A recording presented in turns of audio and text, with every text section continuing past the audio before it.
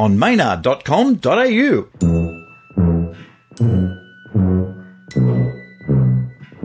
Hey, you! You seem to have some great insiders. Every once in a while you'll get a bit of unmarked mail, allegedly from CIA or something. It's pretty wild. We have a lot of people, not as many as I'd like, but we have a lot of people that are in various agencies and research companies, let's put it, that like the show because we kind of talk about them a lot. We have probably more than a few Central Intelligence or that every so often will straighten us out and say, you know, it's a funny theory you got there, but no. So we believe them, by the way, most of the time. We're not suckers for disinformation. Them being on the inside, even if you're right or wrong, it's really good light entertainment for them. I believe it is. I think the show is essentially an entertainment show. It's making news actually entertaining by using analysis. We're almost like a research company that does analysis of stories or of trends or whatever, but we do it in a way that we really pick it apart to see what the story might really be and what it might really be trying to do or trying to accomplish. We don't honestly believe that every story that comes in the newspaper is bogative, but we start with the premise that it might be, then analyze as an analyst would do and pick it apart and dig behind the scenes, follow up on who the people who mentioned are in there, look at the writer who wrote the story, and we start dissecting, and then we come up, and then we recombine with what might actually be going on in this story. And for some reason, it entertains us to do that, and it entertains an audience who I think the audience always senses that there's something wrong with the media, that they're being lied to, and we confirm it. They're sensing a reality here, and we show it show after show, week after week, month after month. We just keep doing it because it's a never-ending flood of this nonsense. It makes a little more sense if you deconstruct it.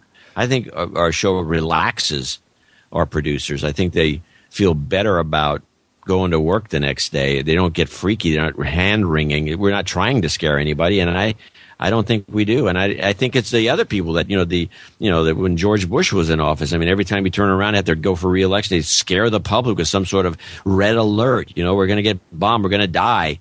I mean, that's the bad side of politics today. I mean, these people, they're heartless. Your Homeland Security alert never really comes down off amber, does it? It will never go to green, will it? Well, actually, they've dropped that whole system. Yeah, well, because they didn't need it. Perpetually orange. The signs in the Oakland airport were perpetually orange to the point where they made posters. Today's alert is orange. It was always orange. It never changed from orange to yellow, for example. It never went to red or yellow. It's just orange all the time. So they gave up on that whole process. Are you often surprised by the level of support and intensity that the Knights of the No Agenda feel? Yeah, the Knights are our patrons, and they tend to donations go down or something. They all jump in and throw in more money. They're very generous, and it's kind of a surprise. It was kind of a surprise at the beginning, but then once we realized what we're dealing with, what the show is about, and how it's important to these people, we see that what we need is just to grow more, because everything will just grow with us. If 10 people listen to the show, I don't know how many people can actually take listening to the show. It's a long show. It has messages that a lot of people don't want to hear.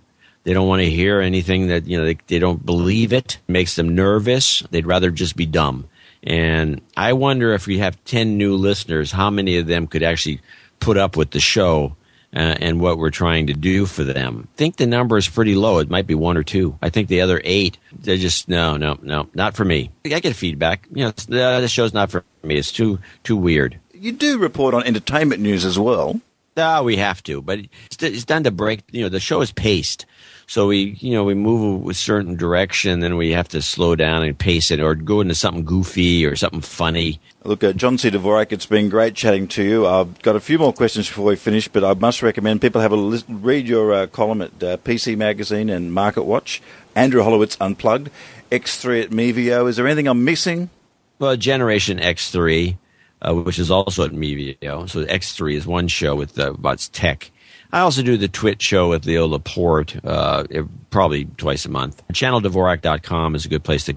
Whatever I do is usually repurposed at ChannelDvorak.com. Do you find just being misunderstood sometimes? Because people go, oh, yeah, he's a contrarian, he's a bit of a curmudgeon, he's a cranky guy. And does that just come from the fact that you've got experience and you can see what's coming around the corner sometimes? Well, I'm naturally cynical and critical. I'm a critic by nature. So I don't to get to the point where I am, you have to have put up with a lot of people trying to stop you because you're annoying to a lot of people. And a lot of them just gave up trying to stop and they don't even pay attention anymore. In fact, when I used to get some rise out of some companies when I just really go over the top and condemn them in print.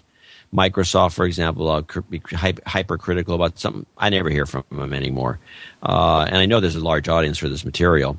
AT&T, I have actually goaded in a number of columns and literally goaded, and talked about the fact that they won't contact me, and I just call them out for all kinds of things. Nothing. They don't care. It's pretty funny at some point when you can just say whatever you want, which actually makes your audience quite pleased. Many of them are baffled. I have, especially overseas markets where I do some magazine writing.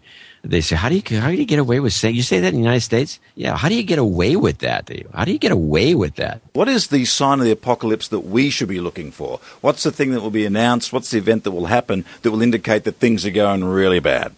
Well, things are going really bad now, but I'm still looking at the collapse of the euro. They can't make this thing work. And I think that's one bad thing. And then I'm also expecting, no matter who wins the presidency in 2012, 2013 will be a depression year, no matter what happens.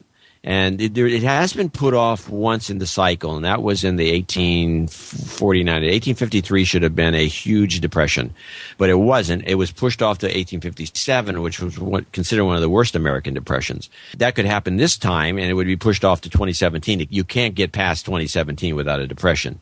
But I think the EU, the overpriced, the euro, I just think it's the EU collapsing is going to be the kind of the giveaway to get out of town. I don't recommend people go long in any stock. I think they should be out or thinking of good short ideas. It's just a time to find something else to do with your time. We have a depression coming, 2013.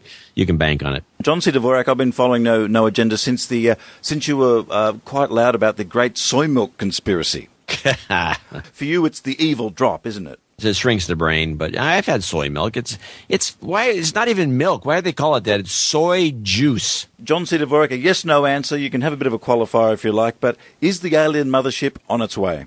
No. Was Lee Harvey Oswald the lone gunman? No. If you drink a litre of milk really quickly, it'll come out of your nose. Yes. Yeah. Is there such a thing as lucky undies? No. If you tidy your room and you're single before you go out, you'll never get anyone to come home with you. Yes. Everyone says yes to that. I don't think anyone anywhere on the planet is tidying their room before they go out for a night on the town.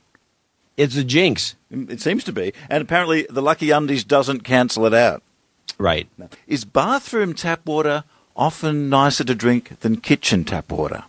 No, never. Never. And the last one there. Now, listening to the Smiths can sometimes lead to a feeling of moroseness or negative ennui. Yes, of course. Every time? They've never cheered you up even once? No, it's a depressing group. And actually, what is your favourite group of all time when you're slipping a CD on, that's a surefire one to get you going? What do you put on? Well, I listen to classical music mostly. In fact, I have it in the house 24/7. I've done that for 30 years. But if a group I liked a lot that I would probably listen to just offhand, I really do enjoy Green Day. It's good band. Thank you for joining us on the Dirty Disbelievers here, and I'm looking forward to my next denouncement. Well, thanks a lot. But I do have a little sound effect for you. Oh, yeah. John C. Dvorak's slide whistle. In fact, is the tap bell close by? The tap bell's always close by. I keep it with me. Wow. I have a bunch of things I bought. I bought every kind of sound device that make all kinds of weird noises. But it turns out that this professional slide whistle is really the best of the group. It's fun to play. Starting pistols and everything. I know. The starting pistol. That's what I need. Yeah. The Spike Jones band used to use the pistol as an instrument. The gunshot was always my favorite. All right. Thanks, Maynard.